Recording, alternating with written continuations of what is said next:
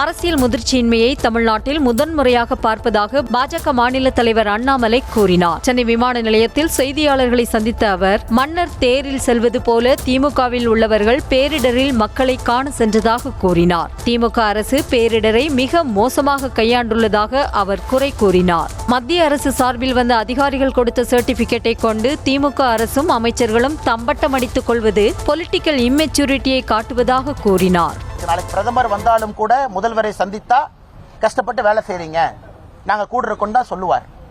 அதற்காக அந்த சர்டிபிகேட்டோ நாங்க சூப்பரா வேலை செஞ்சிட்டோம், 100க்கு 100 சூப்பர், அப்ப நாங்க இது மாதிரி வேலையை செய்ய மாட்டோம், அடுத்து சென்னை புயல் வந்தால் நீங்க கஷ்டப்படத்தான் போறீங்க. பாத்தீங்கல்ல, ராஜ்நாத் சிங்ஜி அவர் வருவது ஒரு உறவினர் போல இங்கே வந்து கஷ்டமான நேரத்தில் ஆறுதல் சொல்வதற்காக வருவது. ஃபர்ஸ்ட் டைம் பார்க்கிற இந்த அளவுக்கு ஒரு பொலிட்டிக்கல் இம்மெச்சூரிட்டியை பார்க்கிறேன் தமிழ்நாட்டில். செய்திகளை உடனுக்குடனும் துல்லியமாகவும் தெரிந்து கொள்ள சப்ஸ்கிரைப் பண்ணுங்க.